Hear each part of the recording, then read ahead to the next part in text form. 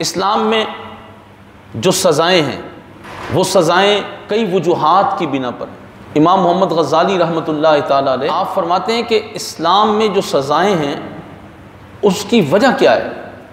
उसकी वजह यह है कि इस्लाम इंसानी मसलहत का सबसे बड़ा मुहाफ़िज़ है। इंसान का सबसे बड़ा मुहाफ़िज़ कौन है?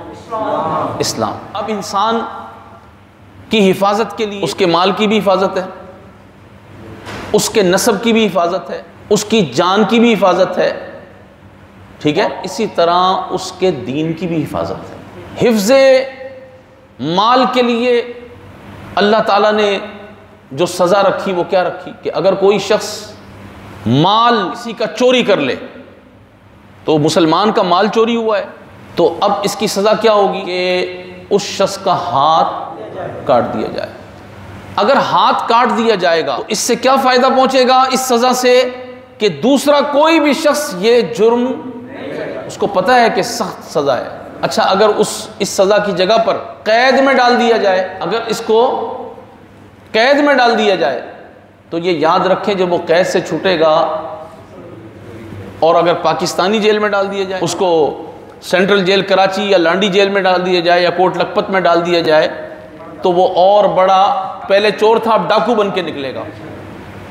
और ये हमने देखा है कि माशरे में ये होता है। तो इस्लाम की सज़ाओं पर चूंकि एतराज़ बड़ा है, आज जो लोग जेल में हैं जिन्होंने चोरी की साबित हो गया है, उनमें से चंद अफराद को भी अगर इस्लाम के मुताबिक सज़ा दे दें मुल्क से चोरी रुक जाएगी। लेकिन हमारे यहाँ इतना बड़ा निज़ाम बनाया गया है, एक चोर के ऊपर FIR, उसके बाद वकील, उसके बाद अदालतें, और अदालतों में भी 3-4 किस्में, बड़ी मुश्किल से जाकर उसको कैद की सज़ा होगी। जबकि इस्लाम ने जो सज़ा दी वो बड़ी वाज़ेह है कि उसका हाथ काट दिया जाएगा। जब हाथ कट जाएगा तो खुद ब खुद वो इबरत बन जाएगा, जुर्म रुक जाएगा, फिर जुर्म रुक जाएगा। इसी तरह आगे देखें, इस्लाम की सज़ा के उसूलों में से हिफ्ज़े अक्ल, ये भी इंसान की इस्लाह के लिए बहुत ज़रूरी है। तो इंसान की जो हिफ्ज़े अक्ल है उसका भी इस्लाम ने ख्याल रखा है। वो क्या है कि अगर किसी बंदे की अक्ल में फतूर आ जाए, अक्ल ख़राब हो जाए, तो वो बहुत सारे ऐसे काम करेगा जो काम करने के नहीं है, उसे पता ही नहीं होगा सामने कौन है, क्या करना है। तो शराब अगर कोई पीता है तो शराब पीने से बंदे की अक्ल में फतूर आता है, इस वजह से शराब पीने की सज़ा रखी गई है। ये इस्लाम है। ये तो लोग इस्लामी सज़ाओं पर एतराज़ करते हैं और इस्लामी सज़ाओं को नाफिज नहीं होने देते, लेकिन ये जो लिबरल्स हैं या जितने भी लोग हैं, इस वक्त तो पूरा मुल्क ही लिबरलिज्म की लपेट में है, चाहे वो किसी भी रूप में हो, चाहे वो किसी भी रूप में हो। लेकिन आप इस बात पे गौर करें कि इस्लाम की सज़ाओं में हिकमत कितनी है, नफ़ा कितना है। शायद आप हज़रात के लिए बात हो भी नहीं कि इंसान की अक्ल के तहफ़्फ़ुज़ के लिए अल्लाह तबारक व तआला ने, उसके महबूब अलैहिस्सलातु वस्सलाम ने, इस्लाम ने किस कदर एहतमाम किया है। शराब अक्ल को नुकसान पहुंचाती है, अक्ल की हिफाजत के लिए सज़ा रखी गई है। अब शराबी को सज़ा अगर दे दी जाए तो बस अब वो दोबारा उसके करीब नहीं जाएगा, जाएगा तो फिर सज़ा मिलेगी तो फिर दोबारा नहीं जाएगा। इसी तरह एक और सज़ा का जो उसूल है वो है हिफ्ज़ जान। हिफ्ज़ जान का भी इस्लाम ने बड़ा एहतमाम किया। उसकी जगह पर क्या रखा है? क़िसास। जान के बदले जान, जान के बदले जान, और अगर जान न देनी हो तो फिर दियत, फिर माल पेश करे। यहाँ बड़ी हिकमत वाली बात लिखी मुफस्सिरीन ने, और क्या लिखा? फरमाया देखो, अगर जान के बदले माल होता सिर्फ तो फिर कत्ल नहीं रुक सकता था। जान के बदले जान है तभी तो लोग जान बचाने के लिए माल पेश करते हैं। नहीं समझे? जान के बदले जान है तो जान बचाने के लिए लोग माल पेश कर देते हैं। इसलिए अल्लाह ताला जल्ल शानू ने पहले जान के बदले जान का हुक्म फरमाया। औरत के बदले औरत, मर्द के बदले मर्द, नाक के बदले नाक, कान के बदले कान। तो इसीलिए क़िसास का हुक्म फरमाया। ये इस्लाम की सज़ाओं की हिकमत बताते बताते मैं उस मौजू पर दोबारा पहुंचूंगा। तो ये हिफ्ज़ जान का भी इस्लाम ने ख्याल किया और इस्लामी सज़ाओं के अंदर ये बात मौजूद है। इसके बाद फिर है हिफ्ज़ अंसाब, यानी नसब की हिफाजत। कौन किसका बेटा है, कौन किसकी बेटी है, कौन किसका पोता है, पड़पोता है, समझ रहे हैं? इस्लाम ने इसका भी ख्याल रखा है, इस्लाम ने इसका भी ख्याल रखा है। अल्लाह अकबर। ये दीन है हमारा जिससे हमें गाफिल किया गया, जो पढ़ाया नहीं गया। हिफ्ज़ अंसाब का ख्याल रखा कि नसब इंसान का बिल्कुल वाज़े होना चाहिए, क्योंकि नसब जब वाज़े होगा तो तहारत और पाकीज़गी बरकरार रहेगी। नसब जब वाज़े होगा तो रिश्तेदारियां और इस्लामी मुआशरत ये सब की सब बरकरार रहेगी।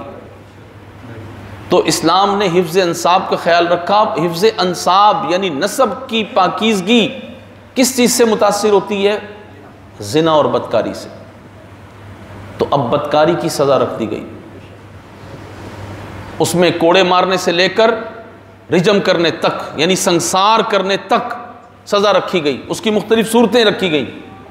अगर कोई शख्स बदकारी करे और उसको इस्लाम के मुताबिक सज़ा मिल जाए तो यकीन करें दुनिया से बदकारी ख़त्म हो जाए, दुनिया से बदकारी ख़त्म हो जाए। ये तो हमारे यहाँ इस्लाम का नाम कुछ बाकी है ना, तो आज इस्लाम के नाम की बरकत से, नाफिज नहीं है, हाकिम नहीं है हमारे यहाँ इस्लाम, सिर्फ नाम मौजूद है मुल्क के अंदर, तो कुछ बचे हुए हैं हम। आप दुनिया की तमाम तहजीबों को उठा लें, सबसे ज़्यादा बदकारियाँ अमेरिका में होती हैं, इसराइल में होती हैं, जर्मनी में होती हैं, फ्रांस में सबसे ज़्यादा हरामजादे पैदा होते हैं। और पूरी यूरोपीय यूनियन जिसके भिखारी आज पूरी कौम बनी हुई है, सबसे ज़्यादा जिना बदकारियाँ वहाँ होती है, और वहाँ ये बताया ही नहीं जा सकता कि ये किसकी औलाद है।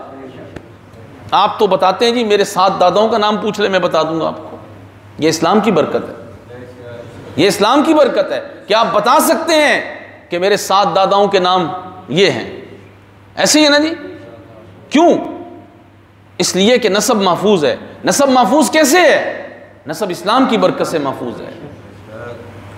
तो आज तो आप देखिए, इस बात को गौर करें। तो अगर हम जो लिबरल्स आज इस्लाम पर एतराज़ कर रहे होते हैं मीडिया के ज़रिए, सहाफ़ी या दीगर लोग, तो ये बात याद रखें कि इस्लामी सज़ाओं पर एतराज़ करना ये पूरे मुआशरे का सुकून, उसका वक़ार, ये मुनहदिम करने के मुतरादिफ है। अब इस्लामी सज़ाओं में सबसे अहम, सबसे अव्वल वो है हिफ्ज़ दीन। सारे बोलो, क्या है? हिफ्ज़ दीन। सबसे अफजल क्या है? हिफ्ज़ जान भी है, हिफ्ज़ माल भी है, हिफ्ज़ नसब भी है, हिफ्ज़ अक़ल भी है, लेकिन क्या है? हिफ्ज़ दीन सबसे अफजल है। और हिफ्ज़ दीन में अगर कोई शख्स हिफ्ज़ दीन की मुखालफत करता है, मसलन वो ज़रूरियात दीन जिनका मानना ज़रूरी है उनका इनकार कर दे, तो उसे कहा जाता है ये मुर्तद है। वो क्या है? मुर्तद है। ये दीन से फिर गया है। जब दीन से फिर जाए तो उसकी कुछ सूरतें ऐसी हैं कि उस इर्तिदाद करने वाले को इस्लाम फिर पेश किया जाए। कुछ सूरतें ऐसी हैं कि इस्लाम उसको फिर पेश किया जाए और उससे कहा जाए कि ये तुमने ज़रूरियात दीन में से फ़लाँ चीज़ का इनकार कर दिया है, इसका असल मामला ये है, लिहाजा इस्लाम कबूल कर लो। अगर वो इस्लाम कबूल नहीं करता, गौर से सुनना है, सोना नहीं है, अगर वो इस्लाम कबूल नहीं करता तो उसको कत्ल कर दिया जाएगा, क्योंकि ये हिफ्ज़ दीन का मसला है। अगर उसको कत्ल ना किया जाए, अगर उसको कत्ल न किया जाए तो फिर हर दूसरा शख्स उठकर दीन में से किसी भी बात का इनकार करना शुरू कर देगा और इस तरह इर्तिदाद बढ़ जाएगा। जब ये इर्तिदाद बढ़ेगा तो फिर इस इर्तिदाद को रोकना मुश्किल हो जाएगा। यह है ज़रूरियात दीन में से किसी बात का इनकार। सैयदना सिद्दीक़ अकबर रज़ी अल्लाह तआला अन्हु के दौर पे चले, वहाँ भी मुर्तद्दीन पैदा हो गए। उन्होंने ज़रूरियात दीन में से एक बात का इनकार किया, क्या? ज़कात नहीं देंगे। नमाज पढ़ेंगे, रोज़ा रखेंगे, हज करेंगे, तिलावत करेंगे, सारे काम करेंगे, लेकिन ज़कात। सैयदना सिद्दीक़ अकबर रज़ी अल्लाह तआला अन्हु ने फरमाया ज़कात तो तुम्हें देनी पड़ेगी। आपने वफूद को भेजा और कहा कि ज़कात तुम्हें देनी है, ज़कात तो देनी है। सैयदना सिद्दीक़ अकबर रज़ी अल्लाह तआला अन्हु के दौर में इर्तिदाद बढ़ा, उन्होंने ज़कात का इनकार किया। आपने पहले उनको कहा कि ज़कात तो तुम्हें देनी पड़ेगी, यहाँ तक कि रसूलुल्लाह के दौर में अगर कोई ऊँट के घुटना बांधने की रस्सी भी लाता था तो अबू बकर उससे वो भी वसूल करेगा। और अगर कोई ज़कात का फिर इनकार करेगा तो अबू बकर सिद्दीक़ रज़ी अल्लाह तआला अन्हु का फैसला क्या था कि उसको कत्ल कर दिया जाएगा। बात समझ में आ गई? ये ज़रूरियात दीन में से इनकार था। लेकिन इर्तिदाद की एक और किस्म है और वो गलीज़ किस्म है, वो है नबी अकरम नूर मुजस्सम शफ़ी मुअज़्ज़म सल्लल्लाहु अलैहि व आलिहि व सहबिही व बारक वसल्लम की शान में गुस्ताखी और बेअदबी। बात समझ रहे हैं?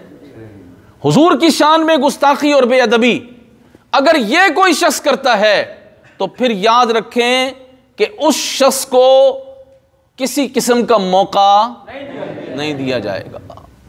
उस शख्स के लिए हुक्म यही है कि उसको कत्ल किया जाएगा। जो रसूल पाक अलैहिस्सलाम की शान में गुस्ताखी करेगा उसको कत्ल किया जाएगा।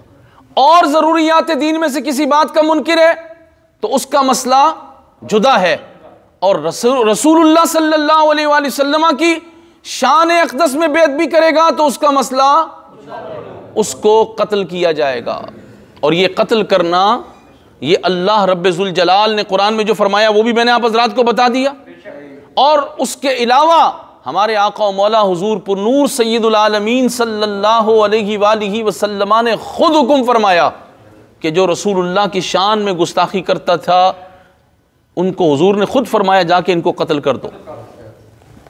और सहाबा किराम अलैहिम रिदवान ने हुजूर अलैहिस्सलातु वस्सलाम की हयात तय्यबा में भी और आका करीम अलैहिस्सलातु वस्सलाम की हयात तय्यबा के बाद भी रसूलुल्लाह के गुस्ताखों को कत्ल ही किया।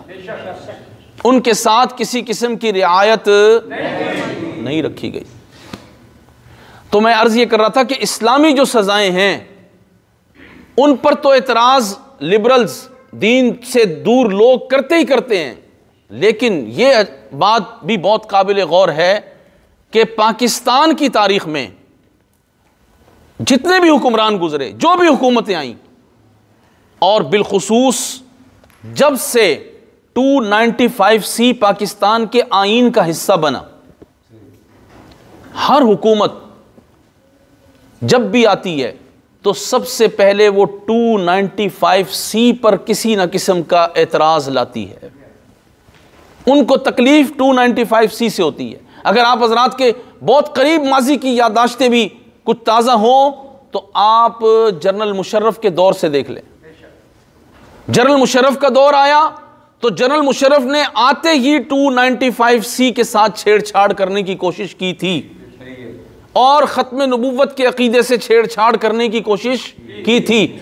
और उस वक्त अल्लामा शाह अहमद दुरानी सिद्दीकी रहमतुल्लाह तआला अलैह हयात थे। निश्तर पार्क कराची में आपने उसी वक्त कॉन्फ्रेंस बुलाई। मैं अल्हम्दुलिल्लाह खुद उस कॉन्फ्रेंस में गया था और अल्लामा शाह अहमद दुरानी सिद्दीकी रहमतुल्लाह तआला अलैह के वो अल्फाज आज भी, उनकी सूरत भी, और वो मेरे कानों में गूंजते हैं। आपने उस वक्त फरमाया था जनरल मुशर्रफ को तंबीह करते हुए, कहा था दीगर मामलात सारे अपनी जगह, लेकिन ये याद रखना कि ख़त्म नबूवत के अकीदे से, नामूस रिसालत के अकीदे से अगर कोई छेड़छाड़ की है तो इसका अंजाम बहुत बुरा होगा। हाकिम हो, डिक्टेटर हो और पूरे मुल्क पे उसका कब्जा भी हो, तमाम इदारों में लोग भी उसके बैठे हुए हों और फिर उसकी आंखों में आंखें डालकर रसूलुल्लाह की इज्जत की बात करना, यह उलमाए हक का शेवा रहा। अल्लामा शाह अहमद दुरानी सिद्दीकी ने उसकी आंखों में आंखें डालकर बात की थी। और मुशर्रफ जैसे ही एयरपोर्ट पे उतरा और उसे अल्लामा शाह अहमद दुरानी का स्टेटमेंट मिला, उसने उसी वक्त ये बयान फिर टीवी चैनल्स पर दिलवा दिया था कि हम अब 295C में कोई छेड़छाड़, खत्म नबूवत के मसले पे कोई छेड़छाड़ नहीं कर रहे थे। और इसके बाद भी अगर आप देखें जो दौर आया जरदारी का, तो उसमें तो बहुत बड़ा वाक़या हुआ और उसमें सलमान तासीर ने नबी पाक सल्लल्लाहु ताला अलैहि वसल्लम की शान में गुस्ताखी करने वाली औरत के सर पे जाके हाथ रखा और हाथ रखकर फिर उसने कहा कि ये जो कानून है 295C ये जालिमाना है, ये काला कानून है। जबकि ये कानून बना हुआ किसका है? अल्लाह और उसके रसूल का बनाया हुआ है। तो उसने कहा ये जालिमाना कानून है, ये काला कानून है। उलमा ने उसको फतवा दिया, उसने कहा मैं उलमा के फतवे को जूते की नोक पे रखता हूं। तो अब अल्लाह तबारक व तआला जल्ल शानुहु बड़ा गयूर है और वो अपने महबूब अलैहिस्सलातु वस्सलाम और अपने प्यारों के बारे में बड़ा गैरतमंद है। और हुजूर के बारे में जो अल्लाह की गैरत है वो तो इतनी अजीम है, इतनी अजीम है कि उलमा ने लिखा है कि अल्लाह ताला हुजूर के बारे में इतना गयूर है कि नबी पाक अलैहिस्सलातु वस्सलाम का हुस्न ज़ैबा इतना अजीम शान है कि चूंकि आप अल्लाह के महबूब हैं तो हुजूर पुरनूर सल्लल्लाहु अलैहि वसहबी वबारक वसल्लमा की मोहब्बत जो रब्बे ज़ुल जलाल को है हुजूर से, अल्लाह ताला इतना गयूर है कि हुजूर अलैहिस्सलातु वस्सलाम के हुस्न मुबारक पर अल्लाह ताला ने 70,000 हिजाबात गैरत डाले हुए हैं। ये वो बात है जिसे आप तनाई में पढ़ें और सुने और याद करें तो रोते रहें। अल्लाह की गैरत ये है। तो जब वो इतना गयूर है कि हुजूर के हुस्न ज़ैबा पर उसने 70,000 हिजाबात गैरत डाले हुए हैं, तो बताओ कोई रसूलुल्लाह की शान में गुस्ताखी करेगा तो रब्बे ज़ुल जलाल उसको छोड़ देगा? अच्छा, रब्बे ज़ुल जलाल उससे बदला तो लेगा, कैसे लेगा? ये उस रब्बे ज़ुल जलाल की सुन्नत जिस दौर में जब चाहे वो जैसे जारी कर दे, चाहे वो बदर में सहाबा अलैहिम रिदवान से जारी करा दे या 4 जनवरी 2011 को सलमान तासीर को एक पुलिस कांस्टेबल के हाथों वासिले जहन्नम करा दे। ये रब्बे ज़ुल जलाल की गैरत का मुजाहरा है। और हुजूर के गुलामों पर हुजूर की गैरत के मसले में ये बात फर्ज है कि नबी पाक अलैहिस्सलातु वस्सलाम की गुस्ताखी और बेअदबी को वो किसी सूरत बर्दाश्त न करें, बल्कि गुस्ताखे रसूल की एक सज़ा, ये मैंने पहले भी आपको प्रैक्टिस करवाई हुई है और ये कहना फ़र्ज है हम पर कि गुस्ताखे नबी की एक सज़ा, ऐसे नहीं, गुस्ताखे नबी की एक सज़ा। ये बात याद रखो। मैंने पिछले जुमे भी कहा था जो हुजूर अलैहिस्सलातु वस्सलाम के गुस्ताखों के बारे में कोई नरम गोशा रखते ना दिल में, उनके तो कान में जाकर कहो, उनके कान में जाके कहो। और कैसे कहो? इतनी जोर से कहो कि जो रसूलुल्लाह के गुस्ताख के बारे में नरम गोशा रखे उसका पेशाब निकल जाए। इतना जोर से कहो ताकि उसको पता चले कि मुसलमानों के दिलों में हुजूर के बारे में गैरत क्या है। तो इसलिए ये बात समझें अच्छी तरह कि नबी पाक सल्लल्लाहु अलैहि वसल्लम के गुस्ताख के बारे में कोई नरम बात की ही नहीं जा सकती, किसी सूरत नहीं की जा सकती, किसी सूरत भी नहीं की जा सकती।